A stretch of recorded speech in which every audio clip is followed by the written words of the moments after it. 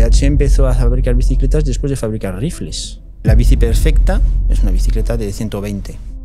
El sector intentaba vender la moto de que una bici de 150 podía ser polivalente. Se vendían en tiendas para gente que quería hacer marchas los domingos. 75% de las ventas ahora son eléctricas. No vamos a desarrollar más bicicletas musculares de más de 120 milímetros. Valero, Jofra o Campos te van a coger la bici y van a ir a ritmo Copa del Mundo. Y si la bici va bien, nadie se va a poner por encima de ellos en el mundo real. Yo pruebo la bici también, porque yo estoy más cerca del usuario final que ellos. Trabajamos con fabricantes que fabrican hace 25 años cuadros de carbono y muchas veces corrigen al especialista de la marca, porque son ellos los que saben. Tienen el know-how y por eso la industria fabrica en Asia. Ellos han adquirido esa capacidad de conocimientos sobre esta industria gracias a que cientos de marcas de bicis en todo el mundo han llevado allí sus ideas, su planteamiento, ¿no? Así no ha sido. Hay episodios en los que cualquier loco de las bicis se quedaría horas enganchado. Hoy, si te gustan las bicis, ponte cómodo porque es uno de esos episodios.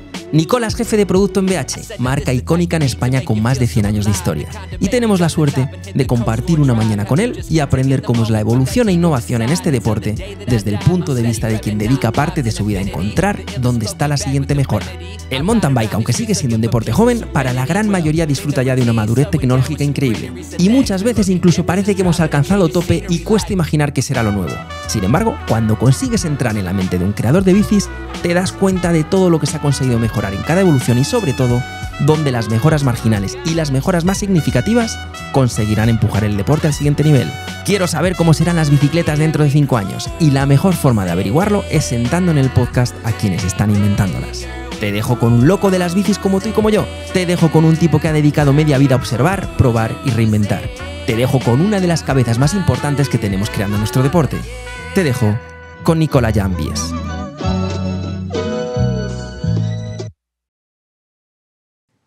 No sé cuál habrá sido tu primera bicicleta, pero yo creo que en España no ha habido, posiblemente el 90 y muchos % de los que hoy montamos en bici, casi todos nuestra primera bici haya sido una BH.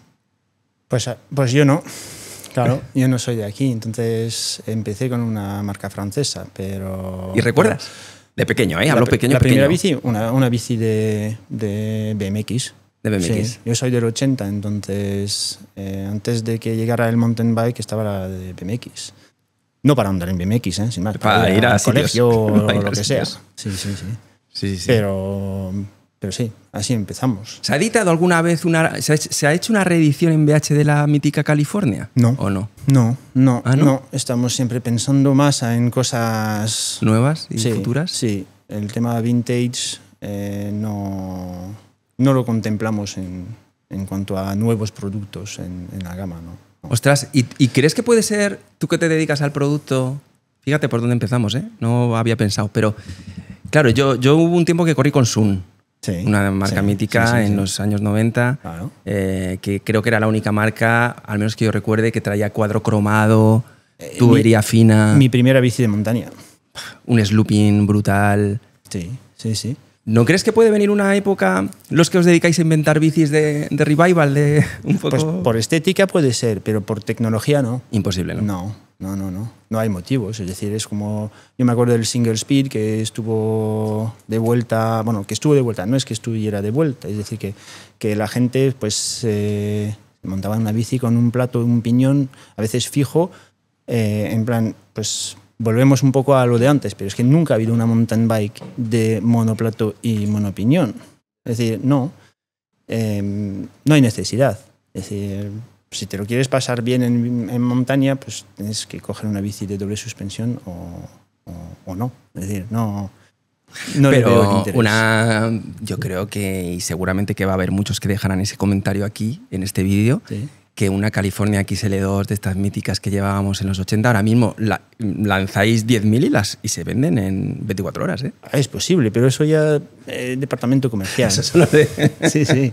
A ti que te digan ya me encargarán hacer el cuadro y demás así con geometría más modernas y eso, pero sí. ¿Cuánto tiempo llevas en BH? Pues 16 años. Wow. 16 años, sí. Wow. Bueno, básicamente cuando llegué a España fue por BH, sí. Ah, llegaste por BH. Sí, sí. O sea, que fuiste un fichaje. Ya trabajaba para ellos, pero en la parte comercial de Francia. Y sin más, que me ofrecieron esto de diseñar bicicletas de montaña, y como eso es un poco lo mío, pues dije que sí, claro, lógicamente. Y estas bicicletas que nos están rodeando hoy Sí. son parte de tu obra, ¿no? De tu equipo. Sí, a ver, es un producto de BH del que me encargo, sí, mountain bike, sí, sí. Estas son las de 80-110, ¿no? Sí. Que esta es la... ¿cómo se llama? La lo diré. SLS. La SLS. Y la otra es la Race. Eso la es. Race es la de 120. 120. Que es la que vimos con Coloma. El cuadro negro que es el cuadro de Coloma. Eso es. Vale. Claro, era la bici exclusiva de cross country hasta que llegara la SLS, que es un poquito más, pues no sé, como el bisturi, ¿no? Del cross country, para incisiones finas. Y la Race se queda como más down country, que es un término que se ha inventado hace pocos años, porque son bicicletas de cross country que pueden hacer algo más, o que pueden ayudar al piloto a ir más deprisa en las zonas más extremas. ¿Se sigue utilizando ese término? Yo pensaba down que... country. ¿Sí? A mí me gusta porque nos permite definir un poco, pues marcar un poco esta diferencia entre el cross country olímpico corto o las carreras de larga distancia y tal, de lo que es un poco más lo que hace la gente con su bicicleta de rally. Es decir, no todo el mundo se dedica a correr copas del mundo, y no todo el mundo vive en una zona plana o una zona de alta montaña. Entonces, cuando muchas veces se dice ¿y cuál es la mejor bici o cuál es la bici que vale para todo? No la hay, pero esta de 120 puedes pedalear, hacer mucha ruta, puedes competir y simplemente disfrutar bajando. Es decir, no... Siempre desarrollamos productos que permitan a los profesionales de ganar carreras o intentarlo, pero que luego no hay que perder de vista que vendemos bicicletas, claro, para un usuario que, pues eso, que quiere disfrutar de la bicicleta, no irse a la Copa del Mundo e intentar ganarla. Entonces, tiene que ser practicable.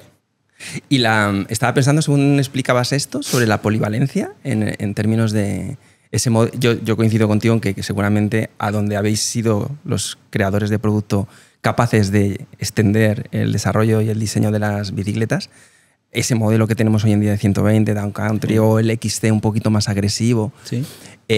Seguramente sea el tipo de bicicleta más polivalente que tenemos hoy en día. Pero el concepto polivalencia para los que se dedican a inventar bicis, en cierto modo es un poco puñetero, ¿no? Es un poco... Porque, claro, lo has dicho justo hace un momentito, no hay una bicicleta ideal para todos los casos. No. Pero se intenta buscar siempre el poder tener una bicicleta que cumpla el mayor abanico posible de usos, ¿no? Sí, yo creo que sinceramente en el sur de Europa, Portugal, España, Italia, el sur de Francia, la bici perfecta es una bicicleta de 120. Por el tipo de usuario, es decir, por la filosofía que tiene este usuario de usar la bici pues para hacer deporte. Es un ocio, pero deportivo. Y en la mayor parte de los casos, que en el 95%, pues con 120 puedes subir, puedes bajar, no necesitas dos bicis y sí, puedes estar limitado si te vas a los Alpes o que quieres hacer bike park, pero en este caso, bueno, pues cómprate otra bici para esto. Pero en la mayor parte de los casos, una bici vale para todo y en este caso 120 te cunde mucho. ¿Son muy diferentes los mercados en ese sentido? Mucho. Al final las marcas, especialmente las grandes marcas, imponen un tipo de producto. Las bicicletas de rally, si cogemos este ejemplo, en el origen iban con muy poco recorrido y solo delante, 40 milímetros con elastómeros delante, y poco a poco ha ido subiendo, pero por necesidad, porque si no, no puedes ir más deprisa, porque te limita el producto. Y luego yo me acuerdo de, pues en los años 2000, marcas o el sector intentaba vender la moto de que una bici de 150 podía ser polivalente. Es decir, que lo que es una bicicleta de all mountain ahora o de trail ligera, se vendían en tiendas para gente que quería hacer marchas los domingos y Para nada pista más. y Y nada más. Entonces, pues eso es lo que el sector a veces intenta vender. Porque siempre hay que vender cosas nuevas, pero realmente el uso de la bici o el uso que hace de la bici el rider lo que demanda el público. no cambia. Es decir, podemos hacer cross country con 80, con 100, con 120, no hay problema, pero luego sí que es cierto que hay ciertos ciclistas que tienen algo más de finura o que quieren seguir un poco lo que llevan los pros. Y yo tengo muchos ejemplos de conocidos o corredores o amigos que se han comprado una doble de 120 porque no había otra cosa. Vale, claro. En nuestra marca o en otras marcas. Claro. Ahora, pero hubieran elegido otro tipo de bici, quizá. Claro, Claro.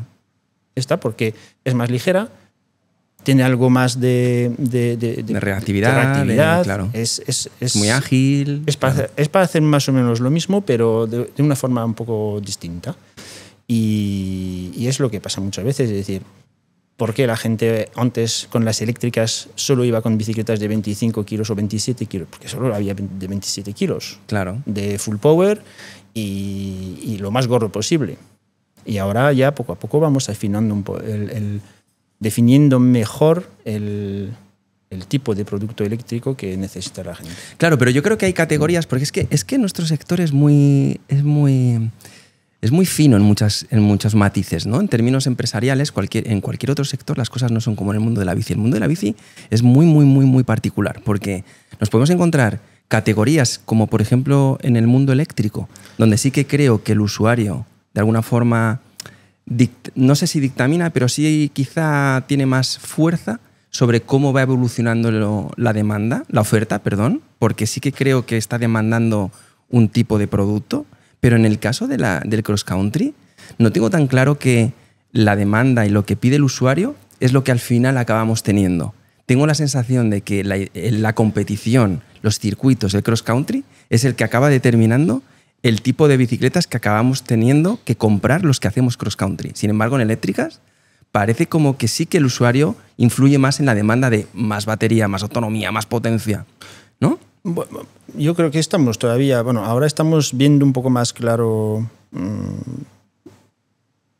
lo que se está volviendo la bicicleta eléctrica o la bici de rally.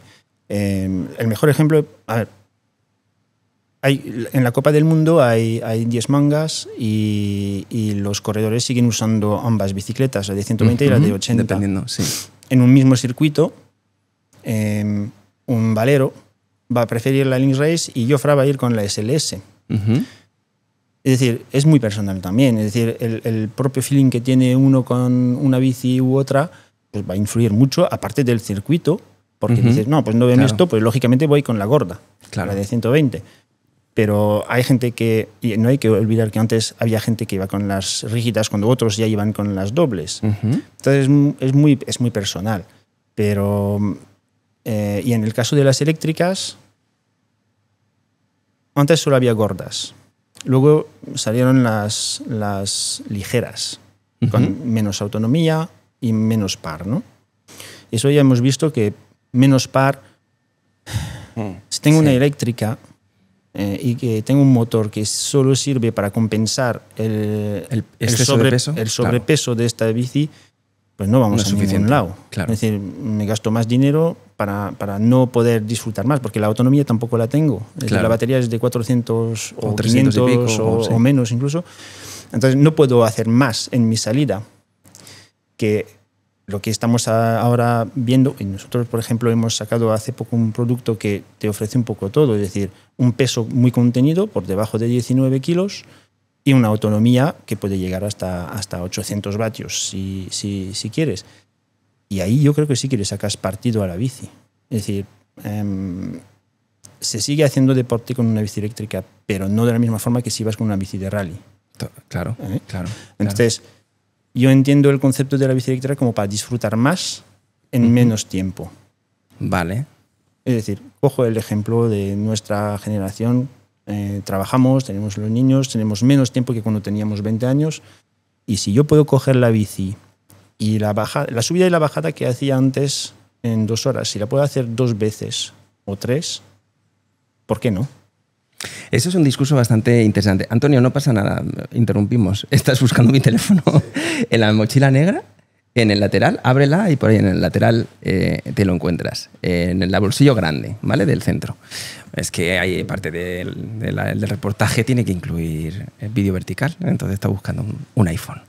Pero me parece interesante ese punto, porque creo que dentro del discurso interminable del mundo eléctrico, que siempre nos encontramos a veces un poco polarizados entre si no, tal, no sé qué, y bueno, es una herramienta maravillosa.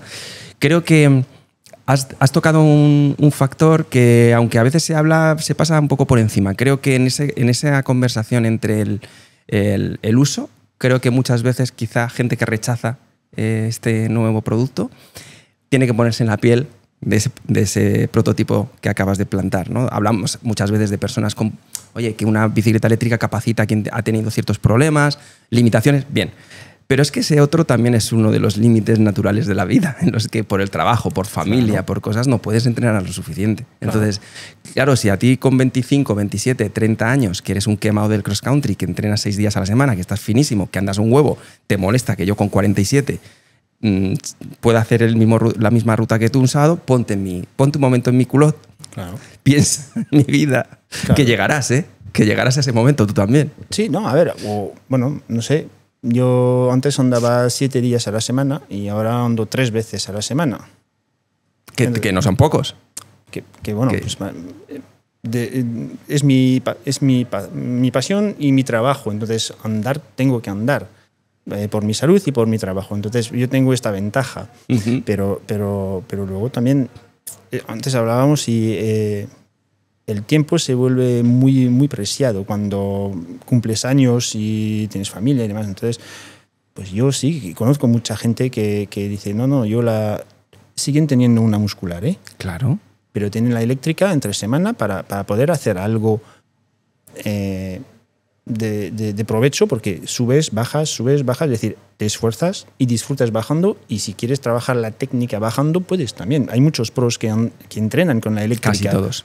Y no es para desarrollar más vatios, sin más, es para poder bajar más veces. Y entonces, es una herramienta. A ver, yo al principio, porque en BH empezamos con las eléctricas en el 2008, es decir, y no tenía absolutamente nada que ver con las bicicletas que estamos desarrollando ahora. Antes se vendían bicicletas eléctricas a un público que no eran ciclistas, la mayor parte de los casos. Sí. Y ahora se ha vuelto, pues nada más que una bici de deporte con un motor, una batería y demás.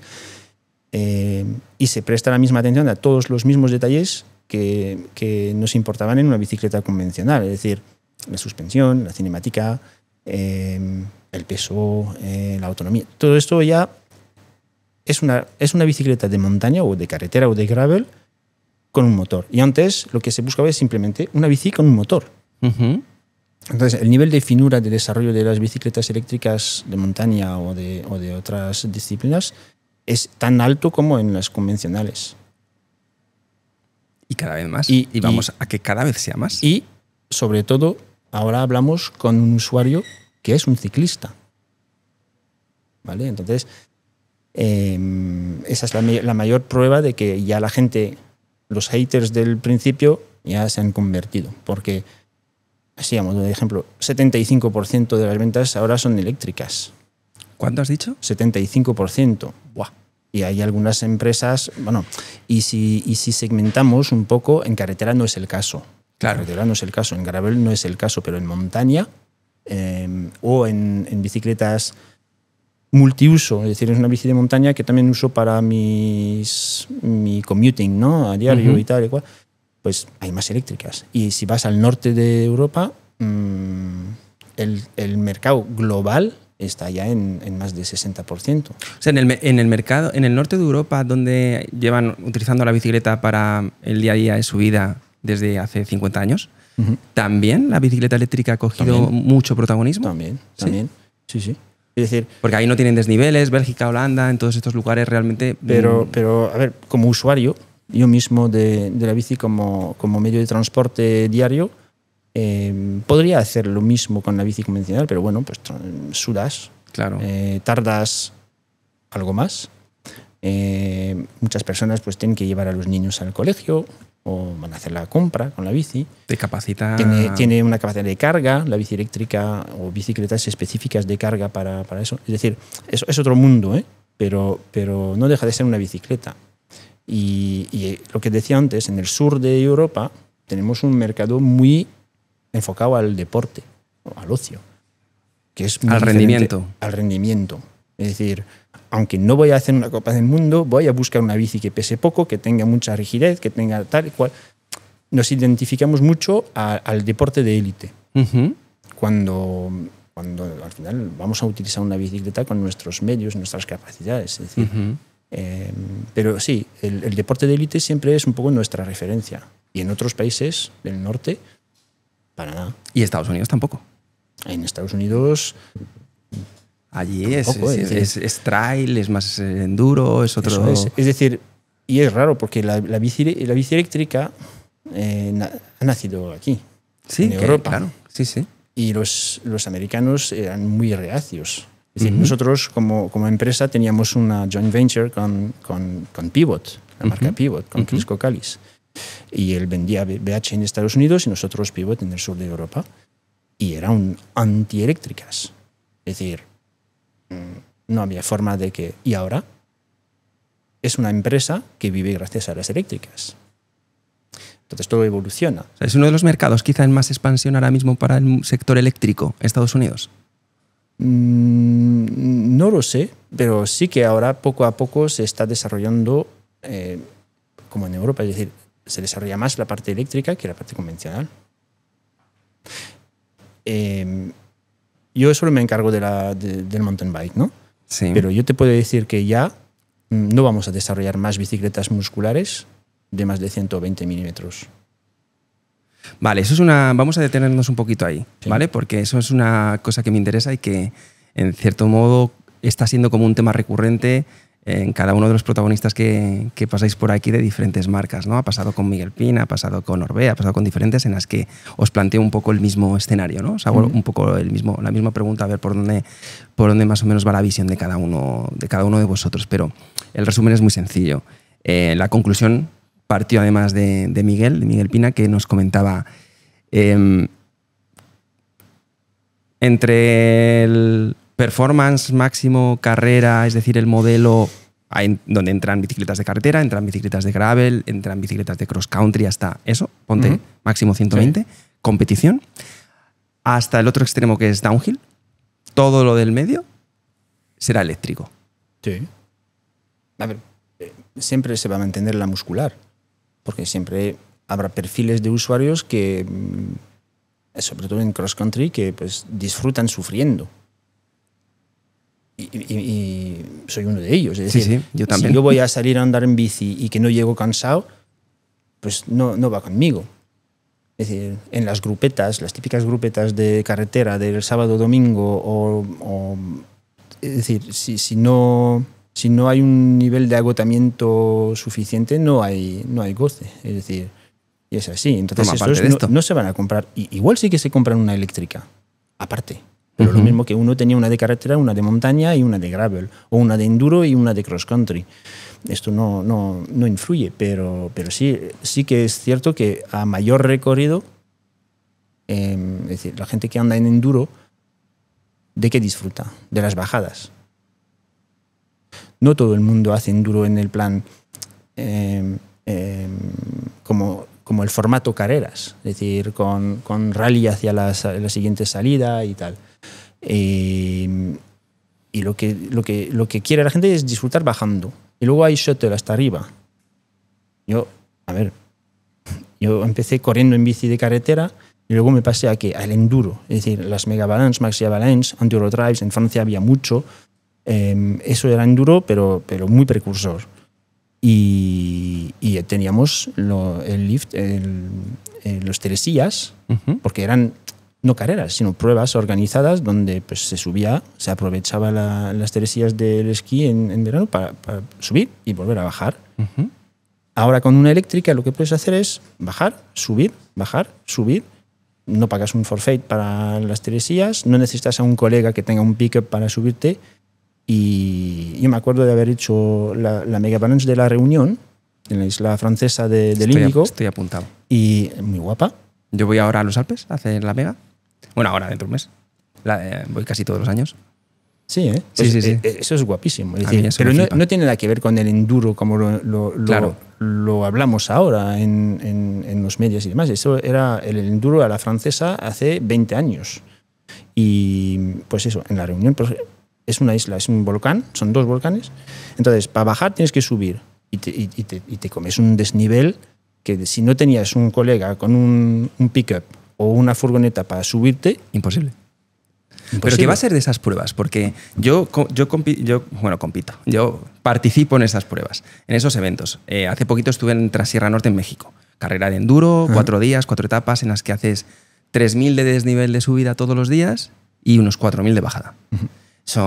Las subidas son brutales, con altitud, es muy duro, ¿no?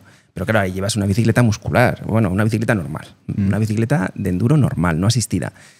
100, 120 participantes. Yo, como estoy en esto, estoy metido en este mundillo, pues según iban avanzando los días, pues yo me preguntaba, ¿qué va a ser de estos eventos? Porque yo también, aunque no me guste mucho, pero estoy un poco convencido que el enduro, no sé qué marcas van a seguir haciendo bicicletas que no sean asistidas en enduro. Entonces, ¿qué va a ser de una Mega Balance? El UCC Sports, que son los organizadores de las maxis, que cada vez hacen menos maxis. Antes teníamos 6 maxis más las 2 megas.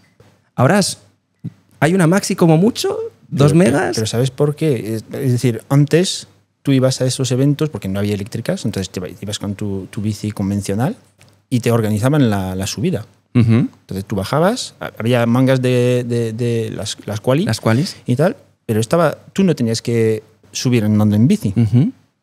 Y menos la Mega del Alpe d'Huez, que sales del glaciar. Es decir, estaba todo organizado. Entonces, ahora tú sustituyes el organizador de estos eventos con un motor de 100 Nm y 800 de autonomía.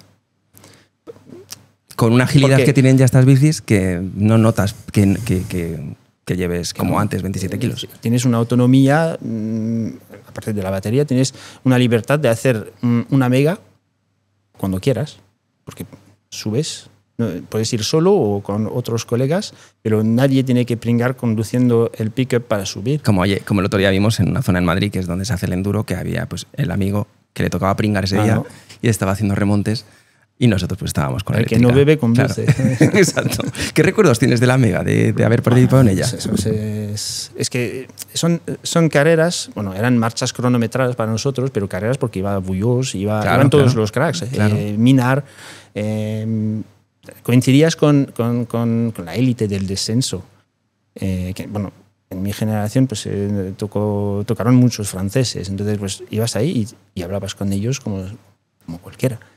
Y bajadas de 45 minutos. Sí, claro. Yo es lo que tardé este año, 47 creo que tardé yo. Y ellos tardaban 15 minutos menos. Sí, en 30 minutos estaban abajo. Pero es decir, llegabas abajo cansado de las manos, de los dedos, de frenar, de sujetar la bici y demás. ¿Tuviste algún golpe fuerte en alguna de ellas? ¿Recuerdas alguno? Sí, siempre te caes. Pero bueno, no de hacerse mucho daño. ¿No te animas ahora, en estos años? No, porque ya lo he hecho. Es decir, ya no sé. Yo es que le he cogido como un poco, me he hecho con una serie de amigos, lo hemos convertido casi en tradición. Y ya, mira que yo no soy muy de repetir, pero tengo la ilusión de ir al Alpe d'Huez, de estar allí compartiendo una semana con los que están haciendo carretera, que van ahí de vacaciones a subir el puerto, que es una maravilla, estar en Francia, disfrutar de la comida, de demás. Pero eso yo, por ejemplo, cuando lo hacíamos con los amigos, estábamos en la universidad y yo me acuerdo de salir un viernes para la carrera. Después de clase, 11 horas de coche, llegar pues destrozado, el sábado la quali y el domingo y después de la carrera o de la marcha cronometrada, coger el coche y de vuelta para casa. Es decir, eso ya no lo podría hacer. Antes, no. ¿Dónde vivías en Francia? En la costa oeste, es decir, en la otra costa. Es decir, los Alpes era lo más lejano. Lo más lejano. Pero bueno, lo hacíamos. lo hacíamos, porque, bueno, pues... ¿Qué va a ser de esas pruebas? Si ya no hacéis bicicletas así. No lo sé. Porque es que, claro, es que yo ahora tengo 2 bicicletas de enduro no asistido que solo son para carreras. Entreno con la eléctrica siempre. Ya. Y las otras no las tendría si no fuera esas carreras, pero esas carreras no sé si van a persistir en el tiempo. Pero a ver, yo creo que sinceramente era mucha gente que hacía enduro o usaba una bicicleta de enduro para hacer esto. Lo que he dicho antes, buscaba el disfrute bajando. Era un castigo tener que esforzarse encima de la bici. Muchos de mis amigos que eran muchísimo mejores que yo bajando, si hace 20 años le dices, mira, te pongo un motor, pero vamos, se volvían más felices que el copón. Casi todos los corredores de downhill que han pasado por este proyecto, todos entrenan con eléctrica. Todos. Y te puedo asegurar una cosa, que el 100% de estos amigos ahora tienen eléctricas.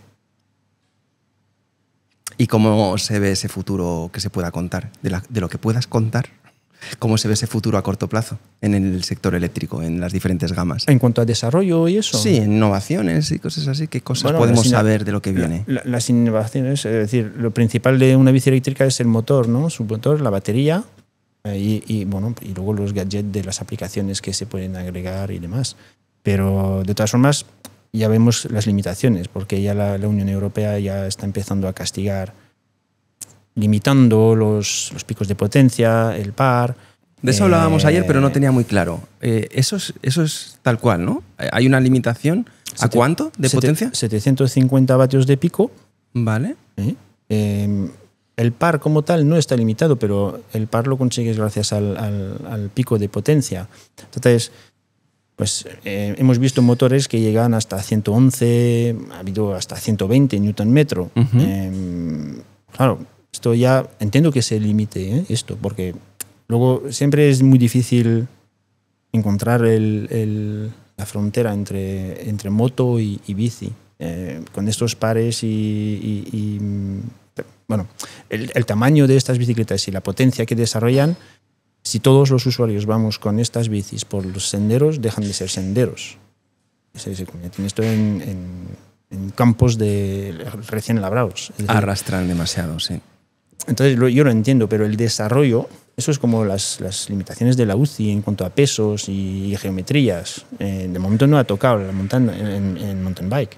En carretera 6,8, hay unos croquis que te manda la UCI para pues, la geometría de la bici, que no puedes tener pues, cierto avance o ciertas formas o volúmenes de tubos. En mountain bike no. Es decir, que tú puedes competir con una bici de mountain bike de 6,8. Lo mismo que en carretera. Y ahora con el factor eléctrico, pues sí que hay... En Europa eso lo entiendo porque está Alemania, porque está Holanda y demás, y están muy... Lo quieren controlar mucho. Y esto... Pero por temas de sostenibilidad con el medio ambiente, en el uso de la bicicleta en el medio ambiente, ¿es por eso? Principalmente, y luego también para la seguridad del usuario. Claro. Porque deslimitas una bicicleta que te puede llevar a 1000 vatios, 120 Nm. No deja de ser una bici. Tú vas con un casco de mountain bike, sin chupa de cuero ni nada. No vas preparado para eso. Y muchos usuarios de bicicletas eléctricas no son ciclistas en el alma. Es decir, se han subido a esta bicicleta porque es eléctrica y con 45 años. Claro. Para hacer un deporte que me parece muy bien. Pero es decir, el background no es el mismo que un ciclista de toda la vida. Que entiende de la física, de lo que pasa, cómo se entra en una sabe curva. Pilotar, que sabe pilotar. Claro. Yo, por ejemplo, una de las cosas que más me impactaron al principio con las bicicletas modernas de mountain bike es el pilotar para arriba. ¿Cómo? ¿Explica esto? Es decir, tus senderos habituales de subida, antes de pillar la bajada que te flipa y tal, pues subes a 18, 20. Ah, claro. Te refieres con una eléctrica. 6. Claro. Entonces tú tienes que entrar en la curva y tienes que pilotar tu bici para arriba. Es casi moto de enduro. Claro, tú puedes tener la potencia, el par que quieras. Si no sabes controlar esta bicicleta subiendo en una trialera y demás, pues te caes. Sí. Antes directamente ya ibas andando, porque ya sabías que por ahí no se subía. Y te bajas. Con la eléctrica lo vas a intentar, sí o sí. Sí. Porque tienes una eléctrica para eso. Es decir, lo voy a intentar. Y si no controlas, te caes. Pero eso es una de las cosas que yo creo que hay que mirar también como posibilidades que te ofrece esta nueva herramienta. Dentro del deporte se amplía en capacidades porque con esta herramienta podemos usar la bicicleta distinto dentro de nuestro escenario habitual de uso de la bicicleta. Casi todos acabamos teniendo rutas y repetimos rutas, o la de allí, o la de tal sitio, o la de tal otro, pero normalmente repetimos, ¿no? Lo bueno del uso de este nuevo tipo de herramientas es el encontrar sitios por los que antes nunca subías. ¿Cuál es la técnica que te demanda ahora mismo esta herramienta para subir por ahí? Bajar un poquito el sillín, porque si no, quizá no aguantas en según qué paso la tracción, es el momento de la asistencia, controlarla. Meterte en la aplicación a jugar con los diferentes modos de entrega de potencia para que encuentres cuál es tu tuning que va contigo. Yo el otro día le tuve a Antonio en una salida, perdona, y termino. Paramos como 6 veces, Antonio, a hacer el fine-tuning mío. Por lo menos. Era, espérate, quiero un puntito menos en el modo 2, quiero un EP8 de Shimano. Para mí eso es importante dentro del juego de las eléctricas. Sí, hombre, entiendo es atractivo, es decir, no, si yo me subo, que me subo a la bici eléctrica y quien te diga que no le gusta, miente. No le gusta montar en bici. No, es que no puede ser, es decir, esta sensación de velocidad fácil, es que no te puede no gustar, es decir, no lo entiendo. Es decir, otra cosa es decidir que dejas la muscular y solo vas a andar con la eléctrica. Pero ese miedo lo tiene mucha gente. Hay mucha gente que a mí me escribe preguntándome que tienen miedo de meter una eléctrica en casa por si no van a volver a usar la normal. Y yo le digo, hombre, esto es como si pensaras que porque te tomas una copa de vino vas a convertirte en un alcohólico. Y te digo una cosa, de todas formas, ¿y qué pasa qué pasa? ¿Qué pasaría? ¿Cuál es el problema? ¿Dónde está el problema? Si disfrutas más con la eléctrica, ¿por qué? Si te sacas más de casa, ¿cuál es el problema? ¿Por qué tiene que suponer un problema dejar la muscular? Claro. ¿No? ¿La vergüenza? No creo. Sí, es una pelea con uno mismo, ¿no? Sí. Pero a ver, yo creo que ya estamos en un momento en el que esto está bastante superado, pero es curioso que casi siempre que yo genero algún contenido relacionado con las eléctricas se genera el mismo debate siempre. Sí, todavía estamos ahí. Pero es que, de todas formas, y lo hablamos antes, el hater es el que más se va a pronunciar. Porque el que disfruta va a disfrutar. No tiene que entrar en la pelea de decir... Y siempre viene el ejemplo de no, pues que yo he tenido un paro cardíaco y el cardiólogo me ha dicho de hacer un poquito de esfuerzo, tal cual, la eléctrica me... Vale, pues eso es un tipo de usuario que no es la mayoría. Es decir, la mayoría a conciencia se ha comprado una eléctrica porque quiere disfrutar andando en bici, no tiene tiempo para entrenar. No tiene tiempo para entrar.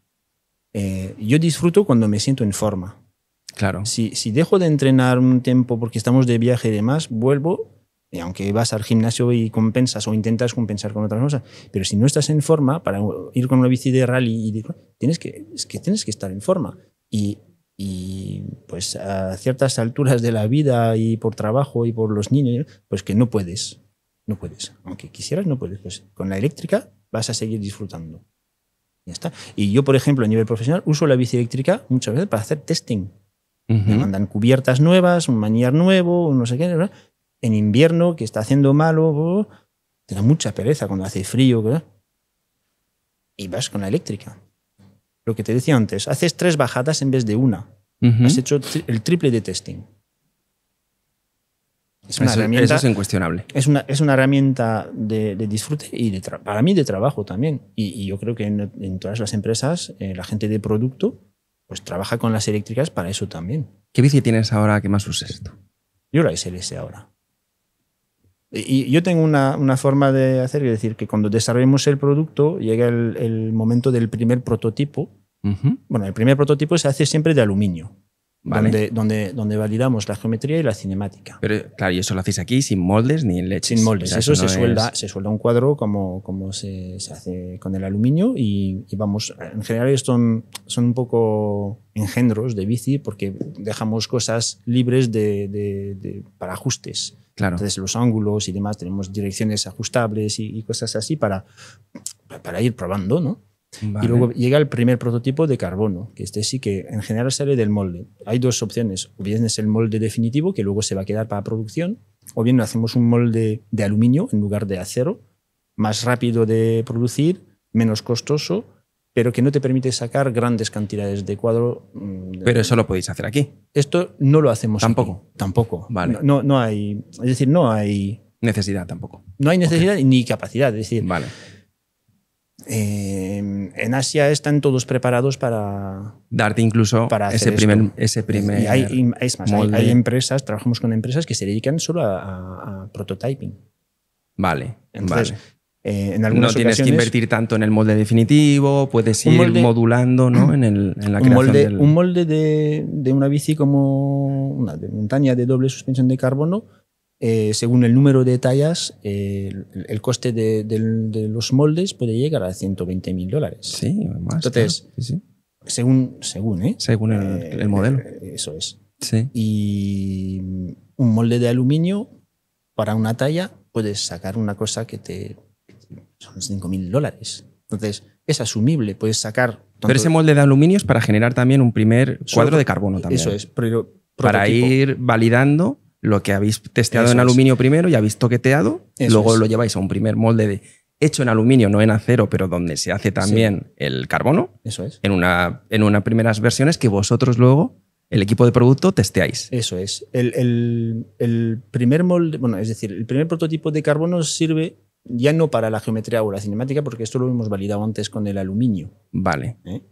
Pero sí para el layup. Es decir, las distintas capas de carbono que componen el cuadro, pues esto hay revisiones. Es decir, versión 1, 2, 3, 4, tantas como quieras. Es decir, si tú tienes un objetivo de rigidez en la caja de pedalier, en la pipa, en las punteras, que no llegas a la primera, pues haces una segunda versión de layup. Es decir, cambias la orientación o la cantidad de capas o el tipo de fibra que usas para llegar a este nivel que tú has establecido. Pero para ese nivel, que entiendo que viene primero del ordenador, donde habéis diseñado, donde entendéis que las fuerzas tienen que comportarse, luego para poder validar el layer del cuadro, finalmente, oye, esto va a ser más grueso aquí, más fino, podemos reducir peso porque aquí lo estamos consiguiendo. ¿Eso es una cuestión de sensaciones, de feeling, o lo metís en un potro y el potro es el que te va diciendo si esto...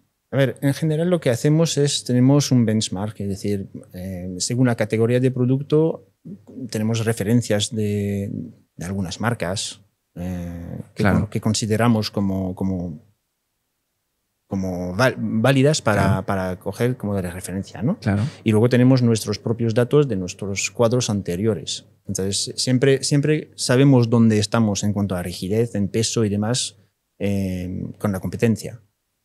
Y eso sí que no hay mucha variación.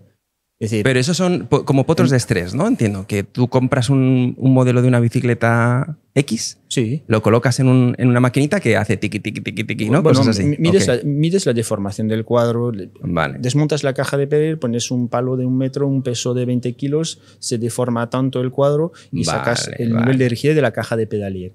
Y entonces dices, luego lo usas, andas, ¿te sirve? Bien. Aportas la sensación. Vale, claro. Entonces, si una bici es la referencia absoluta en cuanto a rigidez, porque te lo dicen los corredores, o porque sí, porque lo sabes, puedes establecer tu objetivo como quiero llegar a este nivel.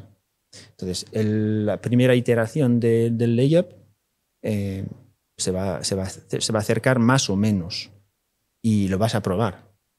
Joder, pero es que resulta que es tan rígido que no me gusta, que bajando pues vibra mucho o rebota mucho o no es como lo que quería. Entonces, segunda revisión.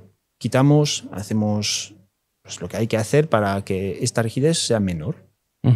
O al revés, a veces es demasiado blando el cuadro y lo quieres más rígido. ¿Y eso se consigue con la calidad del carbono, con el laminado, con ambas? Con ambas cosas. Luego depende mucho también de cómo se fabrica, porque los cuadros de carbono sí son todos hechos de carbono, pero primero tienes proveedores de carbono, tipos de fibras y fabricantes. Es decir, el 100% de la industria fabrica en Asia. Y algunos, ahora en Portugal, por ejemplo, empresas han decidido lanzar fabricación de cuadros en Portugal, pero de momento están todavía tartamudeando. con esto, porque la tecnología, el know-how está en Asia. Claro. ¿Vale? Hay empresas que tienen especialistas en casa sobre composites. Tengo muchos ejemplos de esos, porque trabajamos con fabricantes que fabrican desde hace 25 años cuadros de carbono. Antes fabricaban bates de béisbol, raquetas de tenis, wishbone de windsurf. Es decir, son especialistas en el composite. Es decir, ellos son los que saben. Y muchas veces corrigen al especialista de la marca que le ha mandado el layup. Dicen, y quizá aquí tendríamos que hacer esto otro. Claro, dice, no, házmelo así. Y como un profesor, ¿sabes? Te pone donde te has equivocado. Porque son ellos los que saben. Hay ingenieros que, bueno, Peter Denk, por ejemplo, que es una referencia en la industria, que ha trabajado para muchas marcas grandes de este sector. Era especialista en composites y pues para una marca americana desarrolló una bici muy ligera y fueron donde este fabricante y le dijeron, pues eso es lo que tienes que fabricar. Y el producto final no tenía absolutamente nada que ver con el layup original que se había diseñado en este estudio de diseño que se dedica exclusivamente a definir el layup de este cuadro. Para que veas que merece la pena siempre hacer varias iteraciones, probar, porque el ordenador te va a dar números. Y más todavía con el composite, que no somos la aeronáutica nosotros, somos una industria de bicicletas. Claro. Entonces, hay muchos... No fichas a un tío que viene de Airbus para hacer esto, porque es otro nivel. Y entonces el empirismo es muy válido en nuestro sector. Entonces se hace prototipo de aluminio, prototipo de carbono, y cuando ya tienes el layup, le lanzas todos los moldes. ¿Cuánto tarda más o menos ese proceso? O sea, quiero decir, en tiempo, desde que empezáis a pintar, a dibujar, bueno, este es el tipo de bicicleta que queremos hacer, hasta que ya tienes una iteración que crees que... Porque entiendo que hay un nivel de iteración que antes de pasar al molde definitivo ya pasa a corredores. Ya vosotros decís, venga, ahora que lo coja un valero, que lo coja un no sé qué. Desde el aluminio, es decir, la cinemática y la geometría se validan también con los corredores. Es decir, en ningún caso van a tener la última palabra. Pero queréis que formen parte del... Pero sí, es decir, ellos saben manejar la bici a la mayor velocidad que va a poder tener esta bici. Porque o entonces estamos equivocados con los fichajes, pero si te coge un usuario lambda la bici y la lleva más al límite que un profesional, lo estamos haciendo mal. Pero Valero, Jofra o Campos te van a coger la bici y van a ir a ritmo Copa del Mundo. Y si la bici va bien, nadie se va a poner por encima de ellos en el mundo real. Pero luego yo pruebo la bici también, porque yo estoy más cerca del usuario final que ellos. Entonces, sí, muchas veces el rendimiento de una bici de rally se habla del anti-squat, ¿no? El anti-squat es la capacidad que tiene el sistema en no hundirse cuando vas pedaleando. En no perder esa energía. Eso es. Entonces, no pierdes la energía y no malgastas el recorrido de tu suspensión trasera. Vale, pues los niveles que manejamos están siempre en torno a 100, entre 100 y 120 de anti-squat. Vale. Esto es un compromiso muy bueno, es decir, que la bici tiene muy buen rendimiento. Y en el caso de la primera Lynx Race, cuando la lanzamos en el 2017, en esta época no teníamos al equipo de Carlos, teníamos a un equipo francés y mandé la bici a Víctor Koreski. Vale. Sabemos quién es Víctor Koreski, ¿no? Y me dice, ¡buah! Genial, la bici, un misil. Vale. Y yo había probado la bici antes y es que no me gustaba nada cómo iba porque tenía un nivel de anti-squat mayor que lo que solíamos hacer, ¿no? Y eso, perdona, eso en comportamiento quiere decir que rebota un poco más. No, es decir, que tú vas con la bici y te da la sensación de que estás haciendo squats, es decir, que estás usando tu fuerza para extender el sistema. Vale. Entonces, bombear no vas a bombear, pero estás malgastando tu energía en estirar demasiado el sistema para simplificar. Y él le encantaba. A él le encantaba. ¿Por qué? Porque tenía vatios de sobra, porque tal, porque igual. Pero si llegamos a mantener esta cinemática, esta bicicleta no hubiera tenido la acogida que ha tenido en el usuario final. En el usuario final. Y mira que esta diferencia de la que estamos hablando son 4 milímetros de ubicación del punto de giro principal. 4 milímetros. Es un mundo, pero parece poco. Y cuestionar eso cuando te viene de un corredor tan importante, que supone luego internamente el que tú digas, no, espérate, esto a mí no me está gustando cómo se siente. Pero te digo una cosa, cambiamos la cinemática sin decirle. Y se la mandasteis. Y la bici... Con la que corrió luego. Y la bici final iba con un nivel de anti-squat normal y más parecido a lo que estamos haciendo ahora, por ejemplo. Y no hubo más conversación. Eso pasa mucho con los corredores, que hay a lo mejor un tipo de feeling o de feedback que te dan, que tú lo coges un poquito así con puntas y dices, bueno, esto vamos a dejarlo aquí, y al final no se vuelve a hablar del tema, lo hemos llevado por otro lado y el corredor está feliz con la máquina. Pero siempre tenemos que... Trabajamos como un filtro, es decir, el corredor, el profesional te va a dar un montón de información, algunos, otros no, porque hay muchos profesionales que tienen cero sensibilidad al producto. Cero. Pero en nuestro caso tenemos esta suerte que tienen en general esta sensibilidad que buscamos para saber detectar si hay un problema en cuanto a rendimiento máximo, hablo. Claro. Luego la estética de la bici es otra cosa. Sí, aquí tenemos tres bicicletas radicalmente diferentes de cada uno de los corredores, que como la quiera llevar. Sí. Pero así, eso, la mecánica de la bicicleta, la geometría y la cinemática, esto es de la empresa, eso es de la marca. Eso es lo único que va a definir o va a marcar la diferencia contra otra marca o otro modelo. Es el patrón, por ejemplo, pues, no sé, de un traje o demás, pues el patrón, el tejido puede ser el mismo, el color el mismo, pero el patrón es lo único que marca la diferencia, porque las suspensiones las compramos en los mismos sitios, las ruedas, las tijas, el sillín, las cubiertas. Ahí no hay mucha diferencia y es difícil diferenciarse. Sí, puedes utilizar marcas que nadie conoce, pero entonces no las vas a vender. Entonces, geometría y cinemática es lo único que hace que una BH es diferente a esta otra marca y esta otra y esta otra y esta otra. Me surgen muchas inquietudes, muchas curiosidades en toda esta conversación, porque es que yo disfruto mucho con esto. Porque imaginándome en el diseño de un producto como este que estamos hablando, de una doble suspensión que tiene todo este tipo de particularidades, entiendo que el foco de lo que llamamos el buyer persona, ese prototipo para el que va esta persona, está muy cerrado ese rango de buyer persona, porque el cross country en el sur de Europa es un abanico muy grande. Tú puedes un sábado o un domingo en los senderos ver a un tipo con 20 kilos de sobrepeso sobre una bicicleta de 14.000 euros de Copa del Mundo de cross country y puedes ver a un tío de 65 kilos que corre siempre que puede, que tiene 350 vatios en reposo y que es un salvaje. Sí. Entonces, ese buyer persona para el que va esa especificación de lo que explicabas del anti-squat, de la rigidez, ostras, eso tiene que ser un poco... Tenéis que tomar en algún momento la decisión de cómo tiene que ser la bici, ¿no? Todo, compromiso.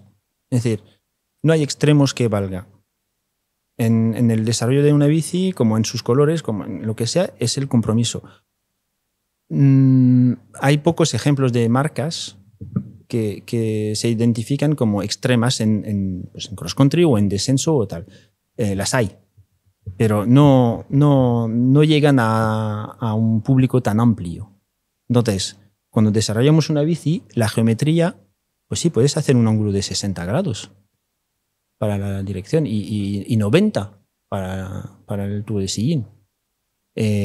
Habrá gente que podrá sacarle provecho a esto, es decir, porque la tendencia esta de longer, lower and slacker, es decir, más larga, más baja y más lanzada, ¿para qué se ha hecho? Es decir, la gente está muy equivocada. Esto es para bajar. Es cuando el piloto no está sentado en el sillín. y entonces reubicas el punto, el centro de gravedad hacia adelante. Entonces, claro, si tú basculas tu peso hacia adelante para bajar, hay un desequilibrio entre los dos ejes. Por eso hemos mandado hacia adelante el eje delantero, para que el peso del piloto esté ubicado entre los dos ejes. Lo más centrado posible. Eso es mecánica física básica. ¿Por qué los coches de propulsión se pilotan en vez de conducirse? ¿Por qué un tío va con BMW? Porque el peso es 50-50 en los dos ejes, en vez de 60-40. Y entonces este equilibrio lo notas. Y esto, ángulo más lanzado, reach más largo. La gente se compra una bici ahora en base al reach casi. Antes nunca. Pero ¿para qué es? Para bajar. Para pedalear todo el rato subiendo y demás, no necesitas esto. Vamos a explicar qué es el reach. El reach es la longitud invariable que tiene un cuadro. Longitud invariable que tiene un cuadro. Es decir, antes se cogía el top tube, ¿no? Sí. Esta medida virtual, horizontal, del eje desde el de centro pipa de la hasta de la tija. potencia, ¿vale? Pero esto cuanto más subo mi tija, Más se alarga. Más se alarga la bici. El reach es el valor que cogemos, que es horizontal, desde el eje de la pipa. ¿De la dirección? ¿Eh? Desde el centro de la dirección. Hasta llegar a la vertical que pasa por el eje de pedalier. Recto hacia arriba, perpendicular contra el suelo, ¿no? Eso es. Vale. Y desde aquí hasta aquí medimos. Ese es el reach. Y esto, cuando subo o bajo mi sillín, esto es invariable. Vale. Va a variar si cojo, por ejemplo, una horquilla con 20 milímetros más, voy a subir la bici y voy a reducir mi reach. ¿Vale? O sea que el reach no cambia de talla a talla. El reach cambia de talla a talla, pero no cambia si voy subiendo o bajando mi tija. Es decir, esto es una talla L o XL, es lo de Valero, XL. Si bajo el sillín abajo del todo, el reach no ha cambiado. Vale. Y esto te sirve cuando estás de pie, es decir, no sentado en el sillín. Es decir, te has puesto de pie y estás bajando y entonces tu centro de gravedad está por aquí, en vez de estar por allá. Vale. Y entonces esto hace que este peso está mejor ubicado entre los dos ejes. Vale. Este reach, yo creo que hace 17 años, ninguna marca lo tenía en cuenta cuando desarrollaba la bici. Es más, no estaba en el catálogo, no estaba en la geometría de la bici. No se contaba. No lo he mirado, pero apostaría que no está. Coges el catálogo de Sun, que hablamos antes, sí. Y no está el reach. Y estos son valores que ahora pues, es imprescindible trabajar con ello porque ahora hay cinemática. Es decir, con una rígida te da un poquito igual. Pero sin más, así como a modo de anécdota, cuando lanzamos la Ultimate, cuando renovamos la Ultimate, hace 3 generaciones ya, fuimos los primeros en poner 68 grados a una rígida. Luego otras marcas, de las majors, como le llamamos, vinieron con esto también. Es decir, nosotros estábamos trabajando con el equipo, y este equipo francés, y no querían dobles. Nosotros llegamos tarde a la doble de rally porque el equipo quería una rígida, pero más capaz bajando. Entonces les pusimos este ángulo de 68, rebajamos la pipa y tal, y tenemos una parte delantera que es igual que ahora muchas bicis de rally doble suspensión actuales. Entonces, la geometría es lo que te decía antes, es lo que marca la identidad del producto. Si tú coges esta bici y otra bici de esta misma categoría, no tiene nada que ver. ¿En serio?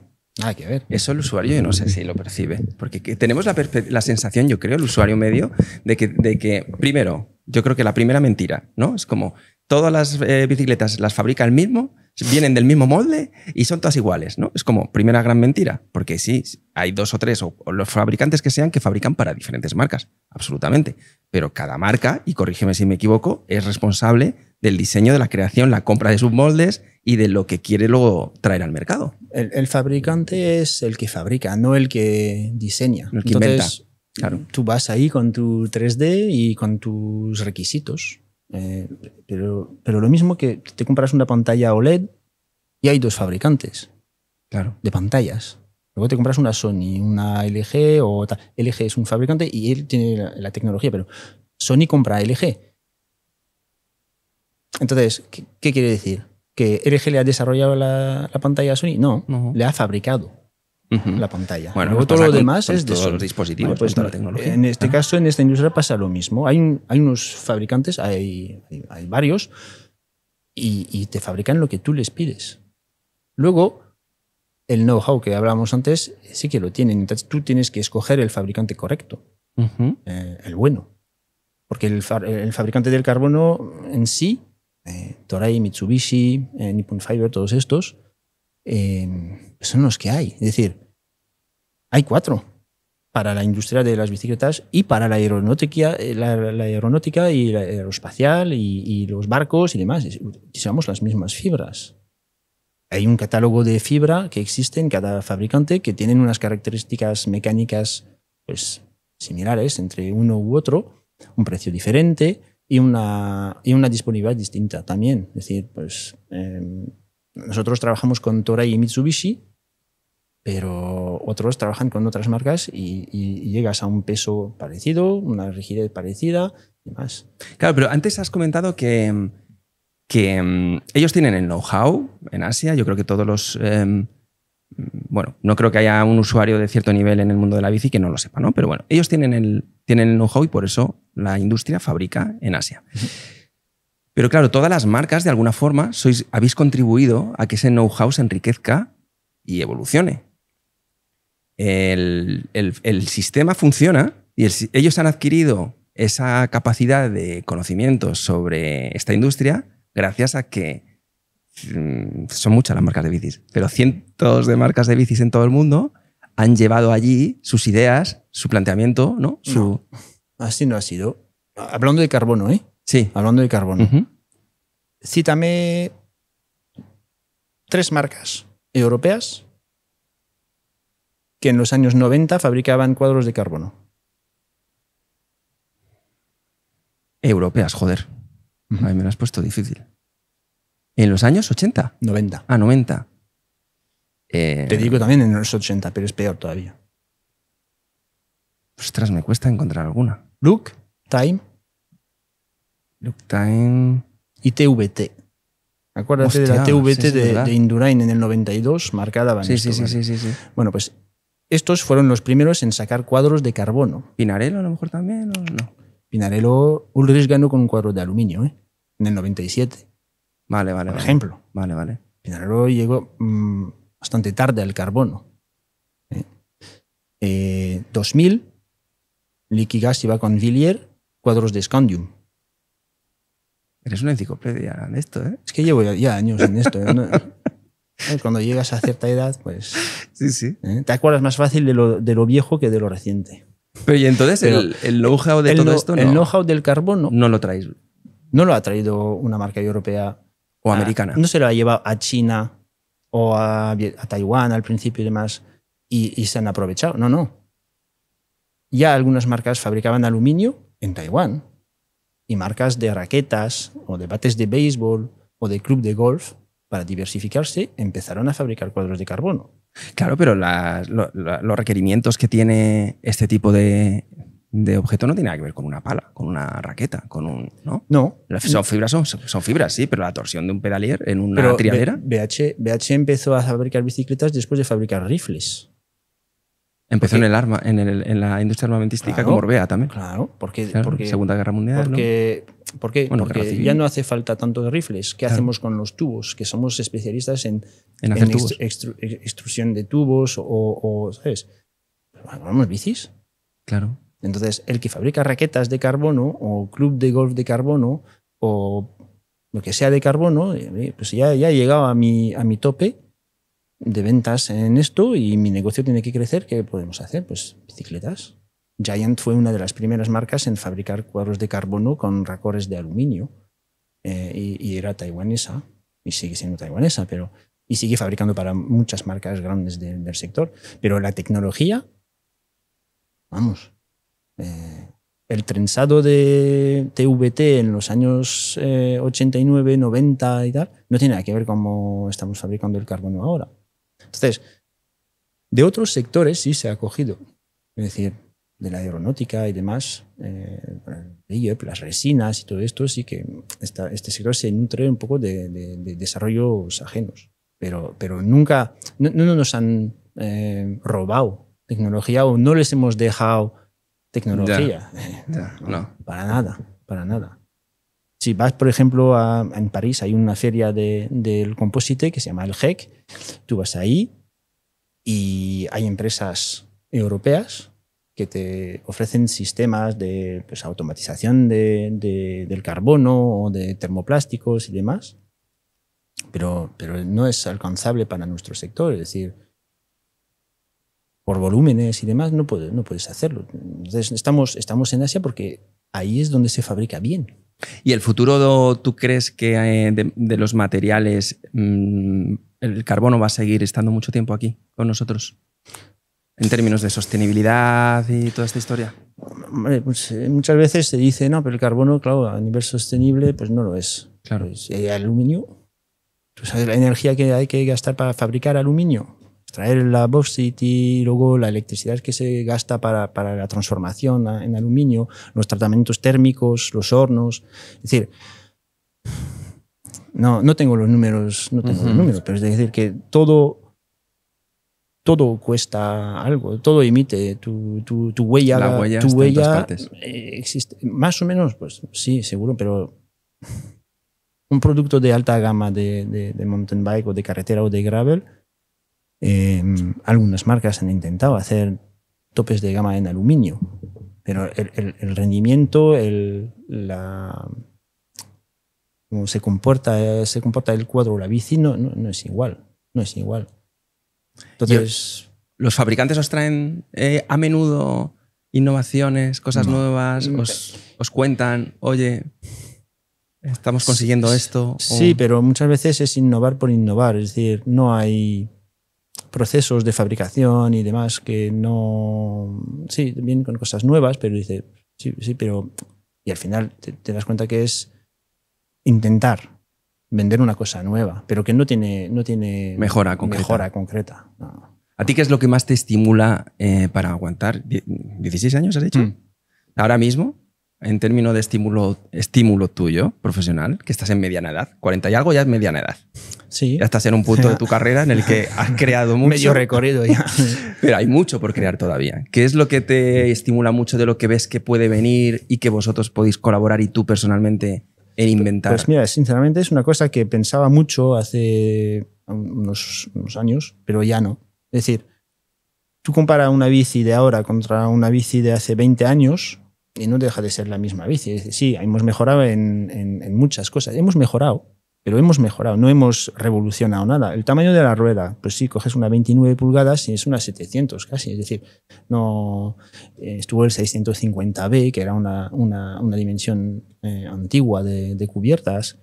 Hay muchos intentos también que son meramente comerciales. Es decir, por necesidad del usuario final hay poca mejora que se ha hecho. Yo diría que la principal, muchas veces hablamos de la electrónica y demás, no, yo creo que la geometría y la cinemática, el cuidado de este patrón que te decía antes, de la geometría del cuadro y de cómo funciona la suspensión, ahora que la tratamos un poco como en la moto, es decir, son cosas básicas de física que pues antes tú en los años 90 cogías una doble suspensión y cualquier cosa valía. Yo conozco mucho a corredores de descenso de estos años. Mi primer jefe, cuando yo estaba en la uni, trabajaba en una tienda de mecánico y vendedor, y mi primer jefe fue ex jefe de producto de Gitane, marca Gitane, que importaba Trek en los años 80-90. Y tenían un equipo de descenso con cracks, y un equipo de cross country con Miguel Martínez, por ejemplo, y tal. Y te hablan de cómo se hacían los cuadros de doble suspensión, los primeros, para Metavie en el 93, Campeonato del Mundo. Fíjate. En el descenso, que venía el cuadro de Taiwán ya, es decir, de aluminio, con suspensiones que, vamos, de ridículas. Ahí sí que hemos mejorado. Mucho. Es decir, ahora puedes ir deprisa bajando con mayor seguridad. Con mucha seguridad.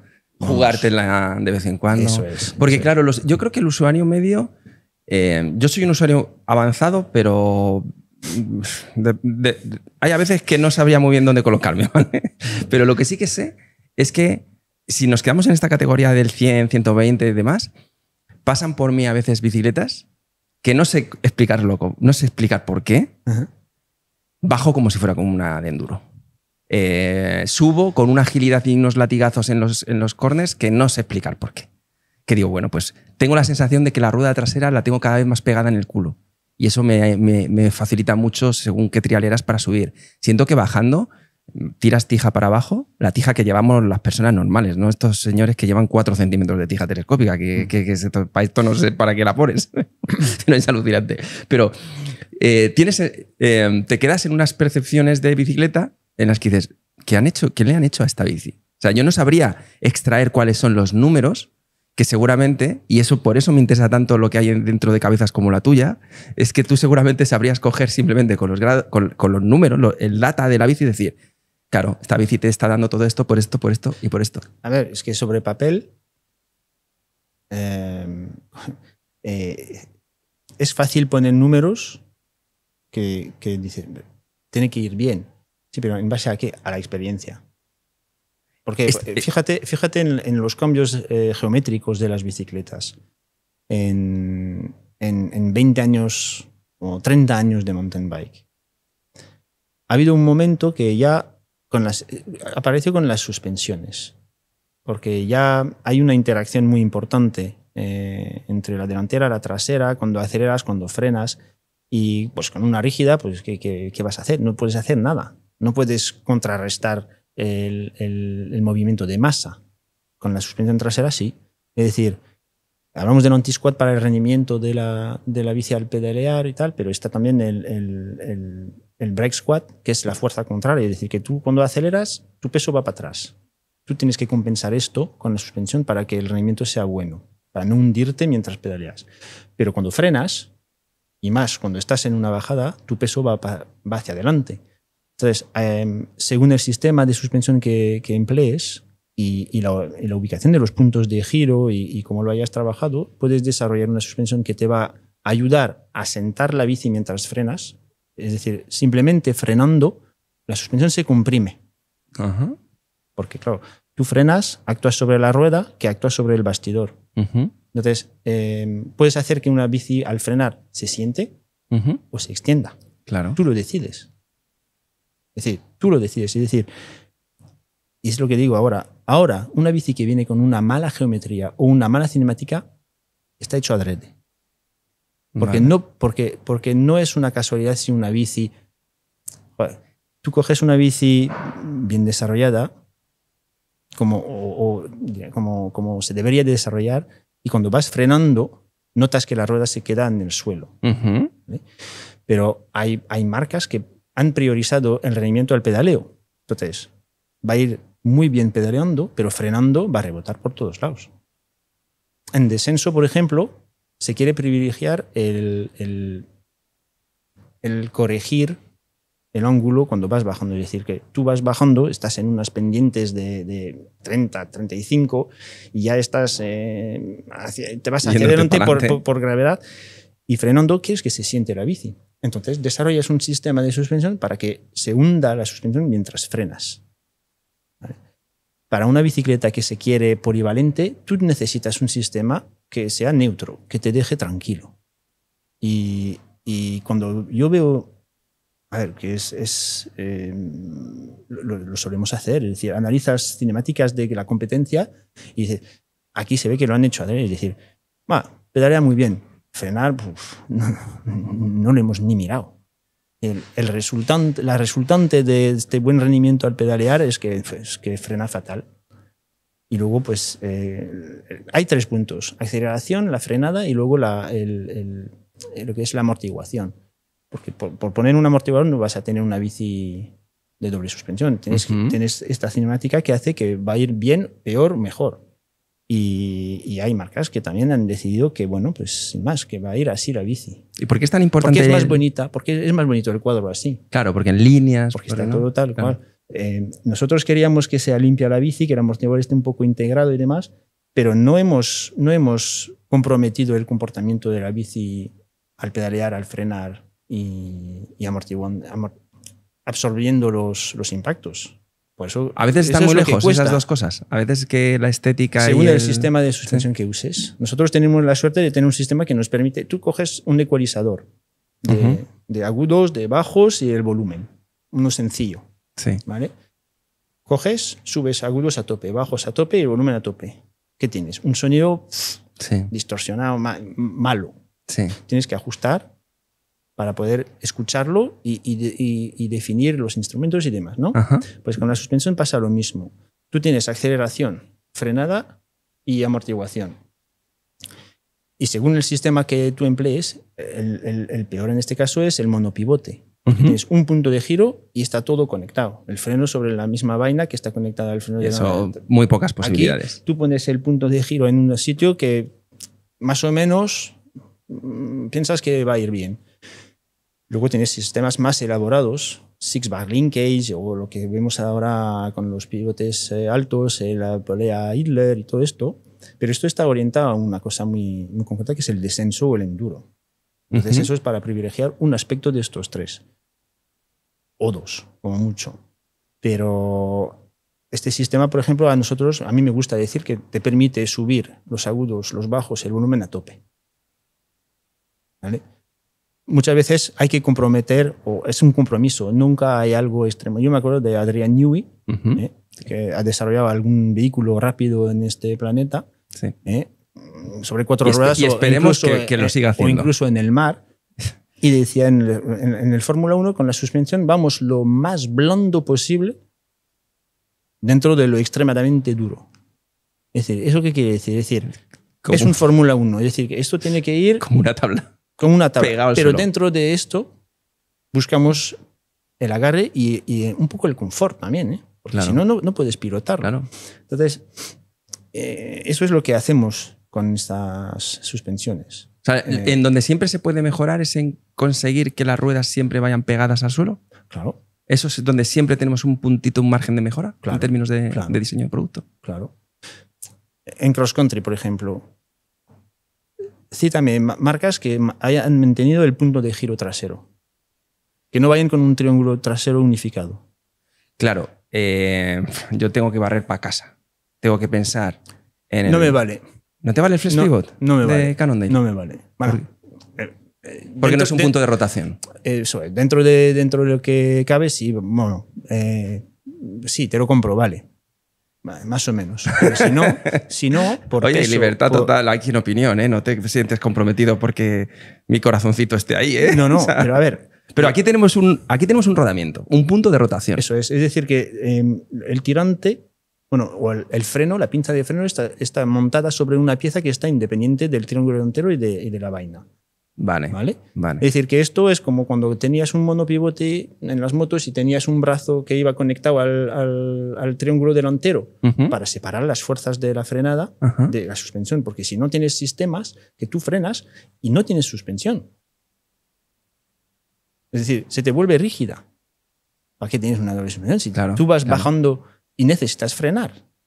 Si mientras frenas cancelas la suspensión trasera, pues tú me dirás. O sea, aquí lo que estás ganando, obviamente quien no esté viendo esto y lo esté escuchando y quizá no lo entienda del todo, pero estamos este diseño de bicicleta en el triángulo trasero, entre la vaina y el tirante, en el pedalier, en el eje pedalier de la rueda trasera, tiene un punto de rotación que tiene yo pensaba que era un casquillo, no, es un rodamiento. Es un rodamiento. Son rodamientos que eso es lo que permite que ese asentamiento, cuando frenas, la bicicleta de alguna forma se extienda un poquito el triángulo trasero hacia atrás para que la rueda de atrás siga pegada al suelo, te permita bajar el punto de gravedad, entiendo, y equilibrar el peso del usuario, ¿no? Dentro de la bici. Es decir, que al tener este punto de giro y los demás, claro, lo que puedes hacer es decidir, lo que te decía antes, si mientras frenas, el sistema, por la orientación de estos puntos, mecánicamente se va a querer mover. Tú decides hacia un lado o hacia el otro. Una bici de rally, al frenar, no quieres que se hunda la trasera. Porque en rally no haces una Copa del Mundo de descenso. Vale. Vas bajando y lo que quieres es que mientras frenas, la rueda siga moviéndose y siguiendo el terreno para poder frenar simplemente. Porque si tú tienes una bici con la rueda trasera que rebota, mientras está en el aire, tú puedes frenar lo que quieras, no pierdes velocidad. ¿Y eso es independientemente de lo técnico que sea el corredor? ¿O que un corredor sea más técnico ayuda a que la bicicleta se comporte mejor? Hay muchas diferencias. Hay bicis muy buenas frenando y muy malas frenando. Muy buenas acelerando y muy malas acelerando. Y tú viendo la Copa del Mundo en casa ya sabes perfectamente en cada curva de cada vuelta lo que está pasando ahí, ¿no? Y yo sé porque hablamos con corredores de otros equipos. Yo conozco a muchos corredores por haber tenido la suerte de estar en contacto con ellos antes y ahora han viajado, han estado en otros equipos, con otras bicis y tenemos buena relación. Entonces, tú vas con una marca y el corredor de esta marca no te va a decir, esto no va. Pero luego, así de tú a tú, cuando estás hablando ahí de fuera de los paddocks y demás, tú te enteras de cosas. Y a ver, y te confirma que lo que habías visto analizando un poquito, hay programas para desarrollar las cinemáticas y tú puedes meter productos de la competencia en este sistema y tú sacas los números y tú sabes. Ni siquiera comprando la bici, simplemente coges los números de la página web, los metes en el software. Pero muchas veces lo que hacemos sí es comprar bicicletas de la competencia, probarlas para ver dónde estamos y tal, y por qué tiene tanto éxito, por qué no tiene éxito, o qué vale ese sistema o tal. Y por eso nosotros decidimos mantener este punto de giro atrás, porque es parte de nuestra identidad y nos permite desarrollar las bicis con un sistema que funcione como queremos que vaya. Es decir, y suele salir en los ensayos, en las revistas y demás, este punto de buen rendimiento al pedaleo y de buena frenada. Que hay gente que no le importará que frene mal la bici. Va a rebotar la bici y no se va a enterar. Claro, ni siquiera se da cuenta. Puede ser, pero es que desde un punto de vista de desarrollo, yo lo tengo que hacer bien. Yo creo que después de esta charla, mucha gente va a coger la bici, va a salir simplemente a sentir cómo se siente su bici frenando. Pero la mejor bici es la que tú no tienes que preguntarte si va bien o mal. Es decir, si vas a gusto, luego, claro, cada uno puede desarrollar más o menos sensibilidad a estos aspectos. Entiendo perfectamente que una persona se compra una bici solo para disfrutar del paisaje, de las sendas y disfrutar bajando. Si tienes una bici y que te has comprado 3 en tu vida, ¿con qué vas a comparar? Claro. Yo tengo esta ventaja de que he podido probar muchas bicis. Cuando vamos a pruebas de suspensiones con fabricantes de suspensión y demás, tenemos a veces bicis de la competencia y es una ocasión de probarlas. Entonces te vas dando cuenta de ciertas cosas o tal. Pero un usuario que ha probado 3 bicis en su vida no tiene los elementos necesarios para poder comparar. Un periodista, sí, porque ha tenido todos los sistemas posibles e imaginables. Claro, lo que pasa es que el periodista muchas veces no termina de decir lo que le gustaría, ¿no? A lo mejor. O sea, quiero decir que... Y lo mismo, hay corredores profesionales que tienen sensibilidad y otros que no. Y hay periodistas que tienen sensibilidad y otros que no. Claro, por mucho que hayas probado. Y es ajeno al nivel físico técnico que tengas, ¿eh? Es decir... Sí, que hay muchas veces que el feeling está por encima de la capacidad técnica. Bueno, claro. En Fórmula 1 los pilotos, los test pilots, no han ganado gran premios. Pero son los que va el que ha ganado y le pregunta qué tal va esto, tal cual, cómo lo has notado. Y los ingenieros también. ¿Por qué? Porque tiene esta sensibilidad. ¿Y tú crees que eso nos falta dentro de nuestro sector en el mundo más parecido a la Fórmula 1, que puede ser cross country, olímpico, en el mundial? ¿Crees que falta a lo mejor que el corredor medio, no hablo de ningún equipo, sino que un corredor medio, corredora profesional, incorpore eso también en sus habilidades, la capacidad para leer, sentir y poder transmitir la información a vosotros, los que creéis el producto, de la mejor forma posible? Es de su interés. Es decir, cuando yo lo veo muchas veces cuando te vas a las Copas del Mundo y el mayor trabajo se hace muchas veces con las cubiertas. Si está delante, está atrás, la presión, tal cual. Y este es el primer paso a luego ir más allá y hacer ajustes del amortiguador según el circuito. Que yo sepa, hay pocos corredores que van jugando con los volúmenes de aire, que cambian el amortiguador para uno o para otro según el circuito, en cross country. Si llegas a este nivel de... ¿Por qué no? Porque en descenso lo hacen. Ya. Es igual más sensible en descenso de la suspensión, porque de ello dependen muchas cosas, más que en cross country, donde los vatios que vas a sacar igual te hacen ganar la carrera, más que pues los 10 PSI que has ajustado el amortiguador. Cada vez que viene un amortiguador nuevo, cada vez que sale un amortiguador nuevo, se empieza por ahí o sea, ¿hay que testear todo ese rendimiento nuevo? ¿O? No, a ver, en general las marcas te invitan a hacer pruebas en campo con las novedades y demás, pero lo primero que hacemos nosotros es recibir la información de su tamaño. Vale. En formato 3D, que a ver si puedes montarlo en tu cuadro. Claro. O ahora, por ejemplo, pues recibimos amortiguadores y suspensiones para dentro de 2 años, para saber que si tú estás desarrollando un cuadro, lo vas a poder montar. Y lo último que se hace es el ajuste del amortiguador. Es decir, el primer paso es la cinemática. Y en base a la cinemática se desarrolla el amortiguador. Algunos casos concretos de bicis especiales tenían un amortiguador propio y exclusivo, que entonces se tenía que hacer todo a la vez. Pero en general se trabaja así. Es decir, ¿pero llegáis a tocar el amortiguador vosotros? Nosotros no tocamos el amortiguador, pero sí que el ajuste de fábrica del amortiguador que viene para esta SLS es propio de esta SLS. Para esta Puede que coincida con otro ajuste de alguna otra marca, pero es mera casualidad. Es decir, según las fuerzas que recibe, como la cinemática está hecha, pues se hace un ajuste por parte del fabricante de la suspensión y viene ad hoc. Viene según los chefs han dicho que tiene que venir. Eso es. Y ahí también puedes intervenir o dejar libre a Fox de desarrollarte el tuning para esta bici. Bueno, vamos a terminar con fuera del mundo de la bici, porque lo que está claro es que las bicis te vuelven loco, porque yo creo que en este sector no se puede trabajar si no te gustan las bicis. Tú eres un ejemplo que esto es imparable. O sea, yo no sé, me encantaría conectarte un USB en la cabeza y sacarte toda la información que tienes. Sí, pero cuando no estás en la bici... Tengo las carpetas muy mal organizadas. Es decir, no... Ahora la IA se encarga de eso. Eso, sí. Pues ya puede espabilar. No te preocupes. Tú déjame meterme ahí y luego yo ya me ocupo con lo que quiero. Pero cuando no estás en bici, ¿qué es lo que a ti te hace especialmente feliz? Más allá de tus chavales. O bueno, con tus chavales, ¿qué coño? ¿Qué dices? ¿A nivel de hobbies y cosas así? Sí. Yo, a ver, sinceramente, empecé a jugar al fútbol, ¿no? Como todos.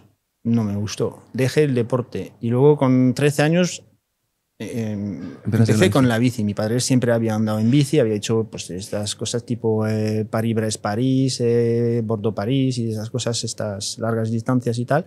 Pero al principio me parecía sin más una cosa de señor que no sabe qué hacer los fines de semana y tal. Y luego con 13 años directamente yo fui, me inscribí en un club y empecé con el ciclismo y tal, carretera, ¿no? Hasta junior y tal, pues algunas carreras pero ¿sabes? Como otros muchos. Y luego mountain bike. Fuera de esto, pues claro, otros deportes. A mí me gusta remar, en avión y tal. Me gusta también correr. Deportes de desgaste físico. Pensaba que seguías con la bici y iba a decir, pues bueno, pues eres como yo, que cuando no estás en la bici lo que quieres es montar en bici. A ver, hubo una época que era exclusivo el tema bici, pero te viene bien también desconectar de ello para volver al día siguiente y darte cuenta de cosas que si estás todo el rato encima, pues no eres capaz de analizarlo. Viene bien hacer un Hay que separarse de vez en cuando. Todos los que creamos nos tenemos que separar de la creación, a ver, volver... Siempre estamos pensando bici. No estamos... a veces dices, vamos a hacer un brainstorming para el nuevo proyecto. Es que este brainstorming no existe, porque ya está hecho, es continuo. Entonces, claro. Y luego hay una realidad que es el mercado. Es decir, pues hay categorías de producto, hay un tipo de usuario, hay mercados que te exigen esto, lo otro. Hay cosas que están ya marcadas y tú sigues un poco esta línea. A veces quieres escaparte y sacas un producto que es muy rompedor, ¿no? Que es arriesgado. Pero bueno, a veces funciona, a veces no funciona. Pero bueno, estamos en una época que puedes desarrollar un producto que no llega a ver la luz. Y eso es bueno, es decir, que has llegado a un ritmo de desarrollo optimizado que, bueno, te deja tiempo para desarrollar otras cosas que igual sí, igual no. Tipo concept car de las ferias que ves en Ginebra y tal. Que nunca van a salir en ningún sitio, pero bueno, pero forma parte para estimular el músculo creativo. Para otro proyecto que igual vas a aprovechar algunos rasgos de este diseño para un nuevo y tal. Pero no, pues fuera de la oficina sí que pienso también un poquito en las bicicletas. Pues me ha encantado conocerte, Nicola. O sea, ¿a qué se te ha pasado volando? Pues sí, ¿ya ha pasado hora y media? Sí, más. Pues sin darnos cuenta.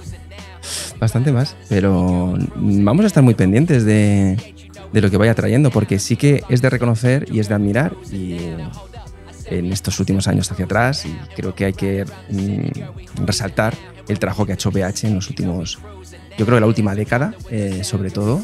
Bueno, obviamente, cuando éramos pequeños, como hemos iniciado esta charla, todos estuvimos en el corazoncito, tuvimos una BH en la que aprendimos a montar en bici, casi todos, en España. Pero en los últimos 10 años yo veo el salto que habéis dado, es espectacular, así que enhorabuena. Bueno, pues muchas gracias. Esperemos que los próximos desarrollos te gusten y gusten a la gente. Probé una vez esta bici, me gustó mucho, es decir, la 120 no la he probado, pero esta la probé y me sorprendió mucho, porque yo no sabía que BH estaba... Me habían hablado mucho de cuidado con esta bici, cuidado con esta bici, cuidado con esta bici. Y cuando la probé me gustó mucho. Tuve unas sensaciones de estas que no te sabía antes muy bien explicar. La probé además en un circuito, bueno, en el circuito de Andorra, de cross country. Y, ostras, sentí una agilidad, la agilidad que a mí me gusta. Que la bici la siento que como que se hace pequeña y se expande, ¿no? Es una sensación rara, pero tengo la sensación en este tipo de bicicletas muchas veces como que se hace pequeña y soy muy ágil en ella, y otras veces siento como que se expande y me hace muy seguro. Pues eso en es, ella. Esto es lo que te decía antes, eso es la geometría. Pues mira cómo lo he explicado yo, haciéndose pequeña y expandiéndose. Cero técnico. Eso es decir, está hecho para ti. Pues nada más, muchas gracias, amigo. Pues a ti. Si vas a alguna Copa del Mundo y nos encontramos por ahí, iré a darte el coñazo y a saludarte. Bueno, que lo sepas. Pues oye, y charlamos otra vez. ¿Y alguna, a lo mejor, visita a fábrica? Pues cuando quieras. Pues un placer. Muchas gracias por estar aquí. El placer ha sido mío. Cuida esa espaldita, que sé que estás jodido. Ya vamos mejor, ya vamos mejor. Te agradezco mucho según estás. Venga, tío. Muchas gracias. Mucho. Chao. Chao.